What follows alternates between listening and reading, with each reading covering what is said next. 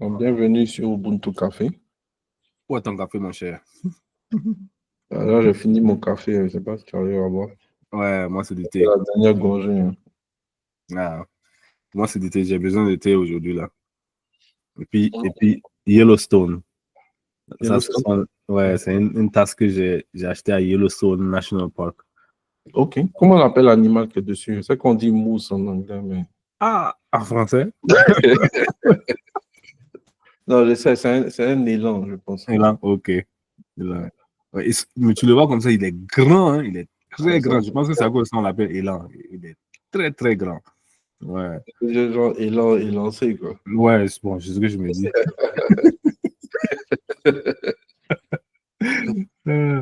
Alors, c'est comment? Ouais, ça va, ça va. Ah, ok. Ça fait pas. Ah, ici aussi, Donc, ça va. on a eu je peux dire un long week-end, plein de choses à faire, parce que, Mm. comme tu sais, tu étais à la présentation, j'avais présenté le samedi passé. Mhm. Donc, j'ai fait la deuxième partie où le sujet que je couvrais, c'était comment, euh, comment créer des APIs, genre à partir de rien du tout. Mhm. Comment implémenter les contrats, faire ça en premier pour que, par exemple, dans le scénario d'une équipe qui doit collaborer avec soit une autre compagnie ou bien d'autres équipes, que le contrat du API soit clair Mhm. avant de passer à l'implémentation. Et puis aussi, comment ajouter une interface graphique pour pouvoir inspecter le contrat qu'on appelle Swagger UI. Mhm. Donc, j'ai montré tout ça. Et puis, bon, après ça, on est passé un peu à un peu de software engineering, si je peux dire, où j'ai j'ai démontré à peu près comment utiliser Go ou bien par exemple, n'importe quel langage de programmation pour transformer des images en texte, de telle sorte que ce texte-là puisse être envoyé à un LLM pour pouvoir décoder qu'est-ce qu'il y a à l'intérieur de l'image. Mhm. Et Mhm. après ça, j'ai montré comment intégrer le tout dans une application web qu'on a pu maintenant déployer dans le cloud. Ouais. Ouais. Ouais. En tout cas, c'était une très belle présentation. Moi, en tout cas, j'ai beaucoup appris. Je te rappelle, c'est moi, j'ai demandé à ce que tu fasses une présentation sur le développement des API. Ouais. Et dès que je pense que les vidéos ne sont pas encore prêtes, puisqu'on doit faire toujours un peu de montage. Et dès que c'est prêt, seulement, on va balancer ça sur le site. Ouais. C'est vrai, parce que j'ai pris un peu de retard, parce que bon, ces dernières semaines, il y avait un peu beaucoup. On était assez chargé au travail. Mhm. Comme on devait rendre des choses pour les clients avant que tout le monde parte en congé. Mhm. Euh, ouais. Mhm. Donc, j'aime me rattraper. Sûrement cette semaine, j'aime me rattraper et puis poster. Non, il n'y a toutes même pas les- de souci. Et si on a tous les enregistrements, c'est une histoire de, comme tu dis, à retoucher et puis poster. C'est ça. C'est ça. Ah, Google a eu beaucoup de nouvelles cette semaine avec Google. Ouais. Je sais que pour nous qui utilisons beaucoup l'IA depuis le temps de ChatGPT, il y a quoi, à peu près 2 ans, hein, si je ne me trompe pas. Ouais, sinon Euh, même un peu plus. Parce que un ça peu avait plus. commencé quoi, en automne non, de 2022. Non, un peu plus de 2 ans. Ouais, Un peu plus de 2 ans. ouais. Ça passe vite, hein? Ça passe très vite. Je me rappelle que en son temps, Google aussi avait rapidement essayé de faire sortir son propre IA. Et je me rappelle qu'en ce temps, on avait essayé Gemini, parce que Gemini 1.0, et Mhm. c'était pas ça, quoi. Ah, Moi-même, c'était ouais. pas ça du tout. Et 2 ans plus tard, ils ont fait sortir Gemini 2.0, 2.0, Mhm. Flash, je veux dire. Et je sais que toi, tu as essayé, moi aussi j'ai essayé. Je ne sais pas si tu as 2 mots sur tes impressions. Oui, c'est l'impression que j'ai eue, c'est que c'est vraiment rapide. C'est-à-dire Mm. quand, bon, le plus souvent quand j'utilise les LLM, c'est par exemple pour poser je ne sais pas comment dire en français, brainstorm. Quand ils Réfléchir. sont en train de réfléchir à quelque Mm. chose, Mhm. Puis, j'ai pas vraiment envie de coder directement. Donc, Tu veux des idées, quoi. voilà, je lance des idées comme ça avec le LLM. Et puis, par rapport à ce que ça me donne comme réponse, je pose d'autres questions ou bien j'essaie de le coincer dans des trucs spécifiques, quoi. Et puis, moi-même, ça m'aide à réfléchir. Donc, quand j'avais l'habitude de faire ça avec OpenAI et puis ChatGPT. Et puis, à un moment, je faisais plus ça avec Anthropic. Donc, quand ils ont annoncé les nouvelles versions de Google Gemini, j'étais curieux, puisque j'utilise plein de services de Google, genre j'ai Google Workspace et tout ça. Je me suis dit, OK, j'ai sûrement déjà ça dans mon abonnement avec Google, donc pourquoi ne pas essayer? Et bon, j'étais agréablement surpris parce que c'était vraiment rapide. C'était assez correct dans les résultats que ça me donnait. Bon, bien sûr, quand je pose certaines questions qui sont vraiment spécifiques et puis un peu difficiles, le système peut se planter de la même manière que ça peut se planter avec ChatGPT ou bien Anthropic, mais c'était assez correct quand même. Ouais. Et puis, bon, j'ai vu certaines comparaisons sur Internet qui ont vraiment retenu mon attention. C'est que euh, tous ces services qu'on utilise à travers ceux qui fabriquent ces intelligences artificielles, hein, c'est payant en fait. On paye pour chaque requête. Donc, un truc qui m'a vraiment sauté aux yeux, c'est que c'était vraiment moins cher comparé à tous les autres. Donc, si je me dis s'il y a une certaine qualité comme ça qui s'améliore avec Gemini, vu le prix qu'ils offrent, ils vont sûrement euh, prendre le devant, quoi, par rapport au truc en termes d'utilisation. Parce que pourquoi payer plus alors que tu peux avoir quelque chose qui est plus rapide et moins cher? Je vais essayer de reprendre ce que tu viens de dire, essayer d'expliquer un peu plus parce que c'est très important ce que tu viens de dire. Il faut savoir que la manière dont la plupart des gens interagissent avec ChatGPT, si tu veux genre, créer une application qui utilise le modèle l'IA derrière, c'est pas comme ça en fait que tu vas utiliser l'IA. Tu utilises l'IA en utilisant les API. Et pour utiliser les API, tu fais des requêtes, genre tu lui envoies des questions ou des données sous forme de questions et l'IA te répond en même temps. Donc, le fait de lui envoyer les questions et l'IA te répond, c'est de l'argent, en fait. Ça coûte de l'argent, en fait. Ouais, c'est pas grave. Donc, compter le nombre de mots que tu échanges, que tu envoies, le nombre de mots qui reviennent dans la réponse. Et ce que tu voulais dire, c'est que le rapport prix de ChatGPT ou OpenAI, qui est la compagnie mère, et le rapport prix de Google/Gemini. Google/Gemini est beaucoup moins cher par rapport à OpenAI actuellement. Donc, c'était vraiment pour réexpliquer ce que tu voulais dire. Voilà. Exactement, pour à peu près la même qualité. À peu près la même qualité, c'est ça. Ouais.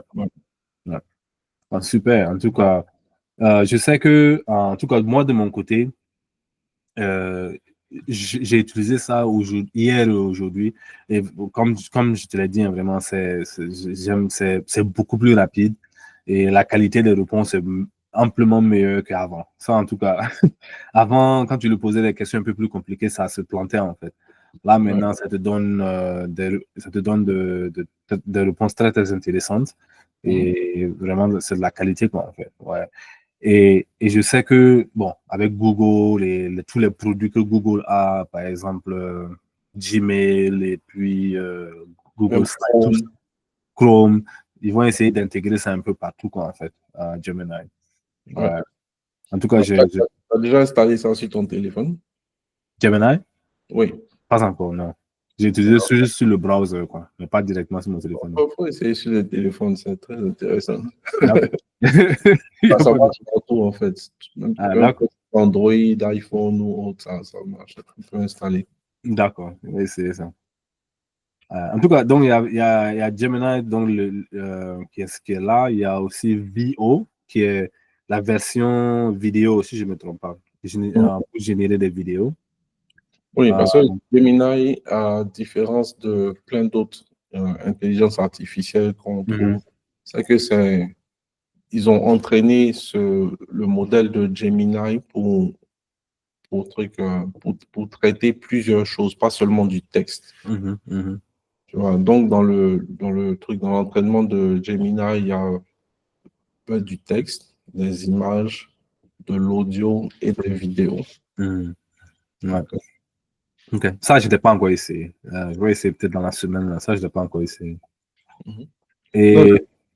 J'avais une démo, par exemple, pour le traitement d'images, où la démo, quelqu'un avait genre, partagé une photo avec Gemini, et puis demanda à Gemini de faire certaines modifications.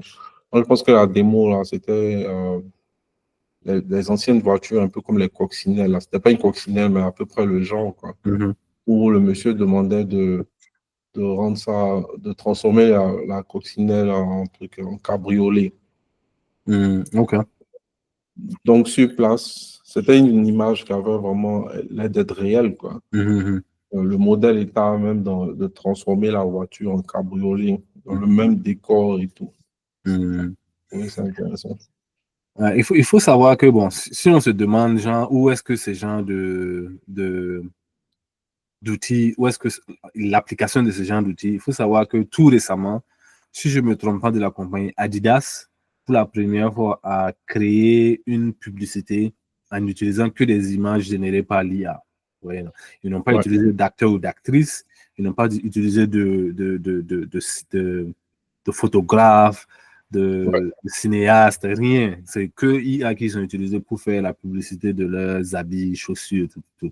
Donc, si on peut voir dans un futur très proche, c'est que beaucoup d'entreprises vont commencer à utiliser ce genre d'outils pour faire leur publicité, en fait.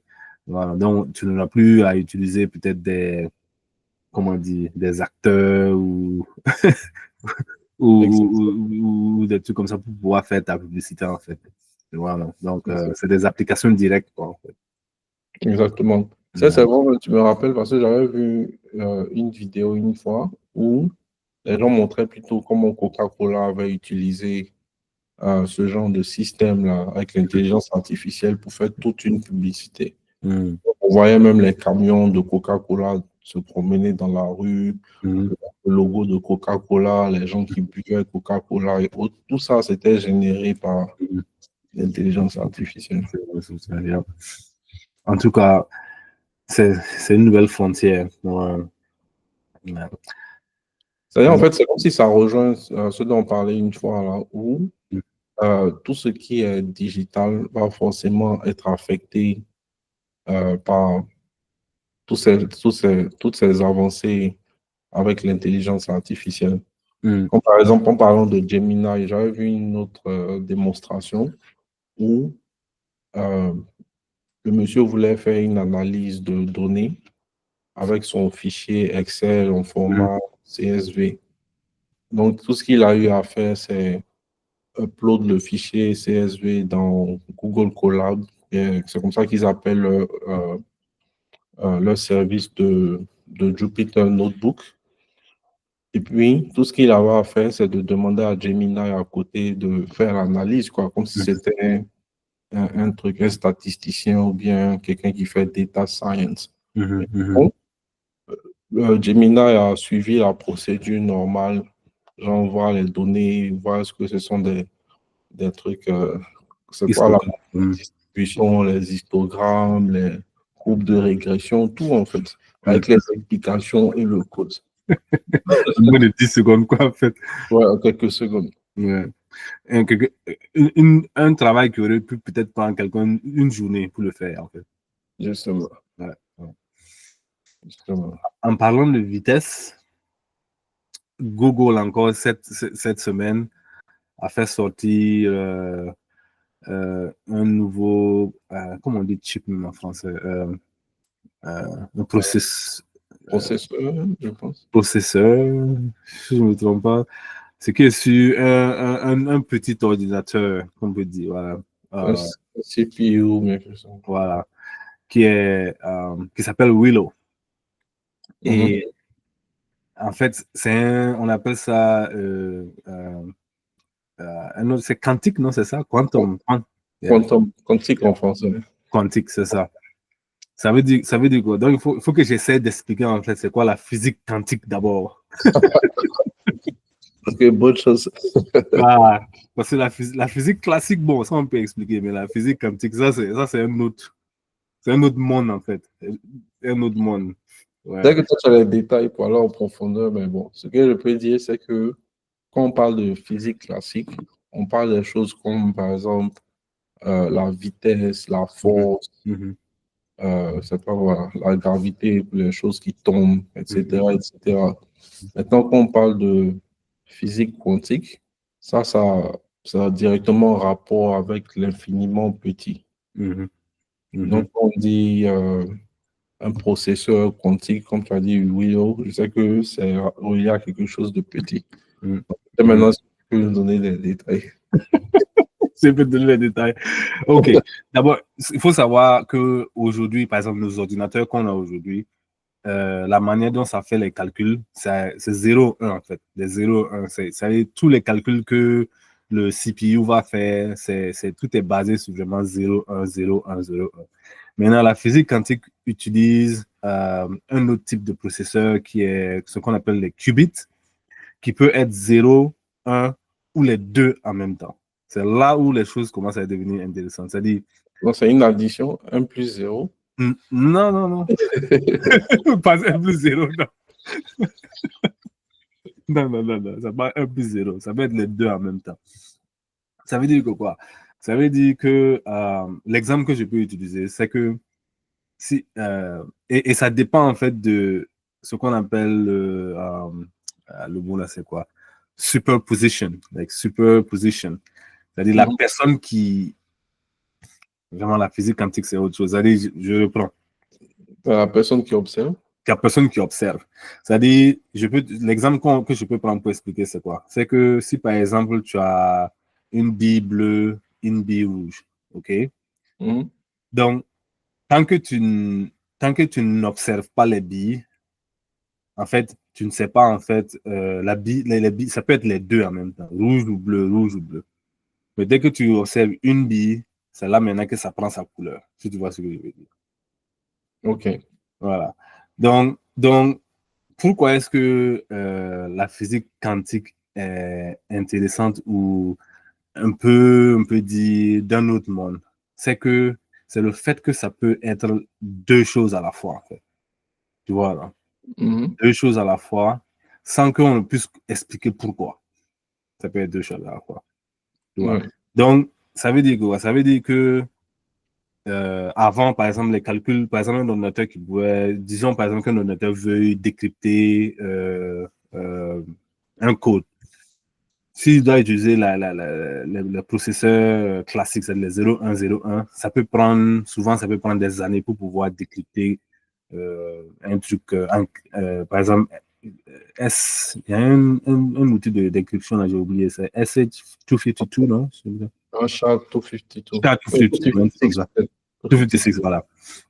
Ça peut prendre des années, sinon des millions d'années pour pouvoir décrypter ça, en fait. Mhm. Mais théoriquement parlant, en utilisant la physique quantique, tu es capable de pouvoir décrypter cela, ce que Google a démontré en fait, quelque chose qui aurait dû prendre des millions d'années pour décrypter. Avec ce processeur-là, ils ont pu décrypter ça. Bon, je me rappelle plus de mon temps, mais ils ont pu le faire à un temps record, quoi, en fait, beaucoup plus rapidement. Voilà, c'est ça qui a été leur avancée, en fait, récemment pour la physique quantique, là. Tu vois, donc. OK, donc je pense que je comprends. Parce que quand on parle de, enfin, pour les ordinateurs qu'on a en ce moment, quand on parle des 0 et 1, en fait, c'est relié au courant, peut-être, bon, si je ne me trompe pas, alternatif. Mhm, Donc, quand c'est 1, c'est que le courant, le voltage est haut. Quand c'est 0, il n'y a pas de voltage. mhm, Donc, il y a cette oscillation. mhm, Donc, on prend, par exemple, quand on part au magasin et puis on achète un nouvel ordinateur et puis on dit, bon, l'ordinateur est rapide parce que ça va jusqu'à 3 gigahertz. C'est-à-dire que ça peut faire les 0 et 1 à peut-être 3 milliards de fois par seconde. mhm, OK? mhm, Maintenant, bon, si ma compréhension est bonne, après ta description, quand on parle de quantum computer, là, on observe peut-être des électrons dans le système et puis essayer de voir quel est l'état de ces électrons peut-être à un moment donné. Donc, comme c'est des choses qui se déplacent assez vite, puisque c'est à peu près, si je ne me trompe pas, la vitesse se rapproche à peu près de la vitesse de la lumière, mais pas très loin. Donc, les oscillations-là arrivent nettement plus vite. Et le courant, allumer le courant, éteindre le courant, allumer. Donc, ça permet de faire le signal. C'est-à-dire qu'il y a plus d'oscillations qui permettent de faire plus de calculs, puisque ces oscillations-là se transforment en données qui peuvent être traitées, en fait. C'est possible. Ce qui est sûr, la physique quantique, c'est un domaine qui est assez fascinant. Parce que, ça dit, quand tu essaies de lire, et je te promets, même les physiciens eux-mêmes, souvent même, ils ont du mal à essayer de comprendre ou bien d'expliquer le phénomène qui se passe dans. Parce que, un exemple, Andreessen, pour ceux qui ne connaissent pas, Mark Andreessen, c'est un investisseur assez fameux ici aux États-Unis qui a investi dans plein de compagnies comme les Google, tout ça. Ouais. J'écoutais une de ses vidéos récemment qui disait que le fait que Google ait atteint ce niveau avec leur processeur, là, ça démontre en fait que notre monde, c'est un monde multi-univers en fait. Il y a plusieurs univers là où on est en fait. Pourquoi il dit ça? Il dit ça parce que si notre monde, le calcul que le processeur a pu faire aussi rapidement, si c'était un seul univers qu'on avait, ça n'allait pas être possible.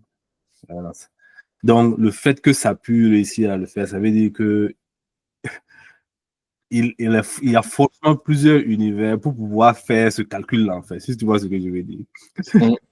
C'est assez difficile à imaginer, en fait, et croire que c'est possible, mais en fait, c'est de la probabilité, en fait. En fait, toute la physique quantique, en fait, c'est basé beaucoup sur la probabilité, en fait.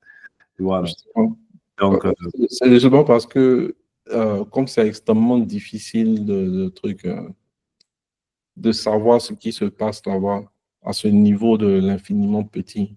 Par exemple, je sais que quand on était à l'université en première année, on avait un peu ce genre de classe où je sais qu'une partie dans le curriculum, on parlait de ces histoires d'électrons. Bon, les électrons, la manière dont on décrit ça, que c'est comme un petit truc qui tourne autour du noyau de l'atome, tout ça. Ça, c'est juste une théorie ou bien un modèle simple pour que les gens puissent avoir une certaine compréhension. Mais en réalité, personne n'a jamais vu un électron même en tant que tel. C'est-à-dire, tu peux faire la manière de voir, c'est peut-être de faire des calculs et puis essayer de voir où l'électron se trouve. Donc, ces calculs-là sont bizarres. Si tu arrives à déterminer la position de l'électron, tu ne peux pas savoir sa vitesse. Mais si tu arrives à détecter sa vitesse, tu ne peux pas savoir exactement où il est. Si tu peux prendre ton microscope pour observer, la lumière de ton microscope va changer le comportement de l'électron. Donc, on ne sait pas vraiment qu'est-ce qui se passe là-bas. Ouais. De ça, on ne sait pas, les gens font des probabilités. C'est ça. Il y a de chances que ça soit ça, ou bien tant de chances que ça soit ça. C'est ça, c'est ça. Non, mais c'est assez fascinant. C'est vraiment fascinant comme filière, la physique quantique en tout cas. Ouais, c'est fascinant. Compliqué, mais c'est fascinant. Ouais. Donc pour faire simple, qu'est-ce qu'on peut retenir de Willow, de Google, par rapport à ce qui se fait aujourd'hui avec les ordinateurs? Bon, pour le moment, il n'y a pas vraiment de, comment dire, c'est pas comme si, genre, demain, tu peux dire, OK, je vais aller acheter un ordinateur avec un processeur quantique. Non, non. C'est-à-dire, il n'y a pas vraiment d'application aujourd'hui avec ce genre de technologie. C'est en fait, c'est une étape franchie pour Google pour dire, OK, ce dont on avait imaginé est possible. On a pu créer un processeur qui peut faire ça. Maintenant, la prochaine étape, voilà, c'est ce qu'on va. Ils ont d'autres choses à faire. Maintenant, dans un futur lointain ou proche, on peut dire, là où ce genre d'outils-là peuvent être importants, c'est dans dans la médecine. Ils peuvent utiliser ça aussi dans la médecine. Ils peuvent utiliser ça dans l'analyse de plein de choses. Attends, je sais que j'avais vu, même dans l'énergie aussi et la finance, pour essayer de résoudre des trucs assez complexes qui pouvaient prendre plus de temps. Maintenant, avec ça, c'est des trucs instantanés pratiquement. Tu vois. Maintenant, pour ceux qui aiment la crypto, pour les amateurs de crypto comme nous autres, il y a un dilemme qui se pose parce que si, bon, pour ceux qui ne savent, pour ceux qui connaissent la crypto, pour ceux qui ne savent pas, euh, la manière dont, pour faire simple, hein, la plupart du temps, pour pouvoir protéger ta crypto-monnaie ou protéger ton argent crypto, il y a une encryption. Ouais, il y a une encryption sur tes clés ou des trucs comme ça. Maintenant, des gens disent que avec la physique quantique, c'est possible de pouvoir utiliser ce qu'on appelle brute force, c'est-à-dire utiliser craquer les codes, là, en fait. codes. Ouais, essayer de craquer les codes de la crypto là pour pouvoir voler l'argent des gens, en fait. Est-ce que ça va se faire? On ne sait pas d'abord, mais... En fait, quand tu dis brute force, en fait, pour expliquer simplement, c'est comme si, bon, disons, il y a un code et un mot de passe pour quelque chose. Puis, si les gens savent que le mot de passe contient seulement des lettres de l'alphabet et puis des chiffres, ils peuvent essayer différentes combinaisons. Et puis, il y a forcément une des combinaisons qui va marcher. Mais le problème, c'est que ça prend beaucoup de temps pour essayer de deviner. Et c'est cher. Quelle est la combinaison, voilà. Donc, quand tu parlais de cryptographie pour protéger l'argent, les crypto-monnaies et tous ces trucs-là, les codes sont des combinaisons de tellement de chiffres, de lettres, puis de certains caractères qu'on trouve dans les claviers des ordinateurs et autres, que ça peut prendre des années, des millions d'années, pour trouver la bonne combinaison avec les ordinateurs qu'on a aujourd'hui. Mais avec ces nouveaux ordinateurs qui utilisent quantum computing, comme ce sur quoi Google est en train de travailler, la même chose peut se faire en quelques minutes ou quelques secondes. Ouais, c'est à peu près ça la différence de vitesse. De vitesse, ouais. De millions d'années en quelques secondes. Justement. Donc, j'avais vu une fois dans les news qu'à cause de ça, les gens sont en train de créer de nouveaux algorithmes de crypto pour parer à ce nouveau genre d'ordinateur qui arrive. Ou s'ils avaient fait pour que ça devait prendre des millions d'années, peut-être maintenant, les combinaisons seront faites pour prendre des milliards d'années. Pour apparaître ça. Ouais, en tout cas. Ouais, donc c'est ça, en tout cas, vraiment, on a essayé d'expliquer la physique quantique, mais j'espère qu'on a pu, c'était pas trop flou. Ce qui est sûr, bon, en tout cas, Google a fait fort cette semaine-là avec non seulement son nouveau processeur Gemini 2.0. Donc, ça a montré aussi que sur la bourse, ils sont montés en bourse cette année aussi à cause de ces nouvelles-là, en fait. C'est ça. C'est qu'il y a, bon, ça peut-être on pourra couvrir ça une autre fois, mais c'est juste pour y penser. C'est-à-dire, il y a combien de thèmes qui se développent en bas de trucs, de toutes ces choses, de toutes ces avancées technologiques là, qui est un peu subtil, dont les gens n'en parlent pas forcément en ce moment. C'est que, comme on avait prévu une fois dans nos discussions, l'intelligence artificielle va se retrouver partout dans tout ce qui est digital. OK? Les ordinateurs aussi changent, la technologie change. Des choses qui étaient difficiles à faire avant deviennent plus accessibles à cause des AI, enfin, à cause de l'intelligence artificielle et tous ces trucs. Donc, ce qui veut dire que quoi, pour tous ceux qui sont intéressés par la technologie, peu importe si ce sont des enthousiastes ou bien certains qui essaient de trucs, de rentrer en technologie pour poursuivre une carrière et autres, il y a une question qui de plus en plus commence à se soulever, qui sera de comment pour quelqu'un de nouveau, quel, quel, qu'est-ce que quelqu'un de nouveau dans l'industrie, bien qui a envie de rentrer dans l'industrie, doit pouvoir offrir Mhm. pour pouvoir genre, sécuriser une place. Ouais. Un job, c'est ça. Voilà. Parce que c'est un peu comme si toutes les choses qui sont vraiment toujours prisées aujourd'hui, comme par exemple, oui, faire un nouveau website, comment faire un peu d'analyse statistique et tout ça. Mhm. C'est justement sur ce genre de choses que certaines innovations dans l'intelligence artificielle, tu vois, en prennent comme moyen de mesurer à quel point ils sont avancés. Mhm. Mhm. Tu vois, donc, les gens vont juger que, c'est pas moi, Claude Anthropique est meilleur que, je sais pas moi, ChatGPT ou bien Gemini parce que en 2 secondes, ça a créé un website pour une entreprise. Mhm. Mhm. Ok. Donc, quelqu'un de nouveau aujourd'hui qui dit, OK, j'apprends à coder, j'apprends à faire les websites, je m'en vais chercher du travail. Est-ce que c'est assez? C'est ça. Mais l'autre exemple que j'ai donné tout à l'heure de Gemini et puis avec Google Colab, qui est le notebook de Google, quelqu'un fait un peu de statistiques, de data science, alors qu'aujourd'hui, Gemini a même de faire toutes ces choses. Ouais. Donc, est-ce que c'est assez pour entrer dans l'industrie? Mhm. Mhm. Ça, c'est des questions, on n'a pas les réponses, On n'a mais pas les réponses. On va essayer de trouver quelques réponses la semaine arriver prochaine. un peu plus. Ouais, ouais. En tout cas, OK. Pour le prochain Ubuntu, on n'a pas encore de sujet. On n'a pas encore.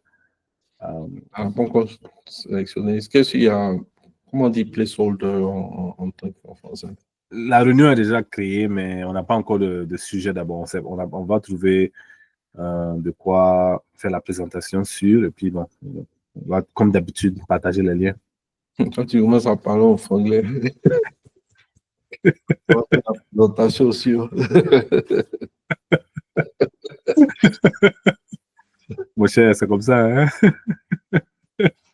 J'ai entendu quelqu'un qui a dit donc ils t'ont besoin, un truc comme ça. Donc, qui t'ont besoin. Genre pour dire sur des idiots. Tu sais, quand tu parles l'anglais depuis tout ce temps-là, c'est comme ça. Bon, c'est difficile maintenant de repartir en français. Très difficile. Ouais. En tout cas. OK. Donc, c'est bon? Le programme est déjà, c'est déjà mis, c'est déjà sur le calendrier, donc tout le monde peut s'inscrire pour le 28. Donc, mais c'est seulement le sujet qu'on n'a pas encore trouvé. Ouais. OK? C'est bon? Ouais, c'est bon. Ouais, semaine prochaine. En plus. C'est ça.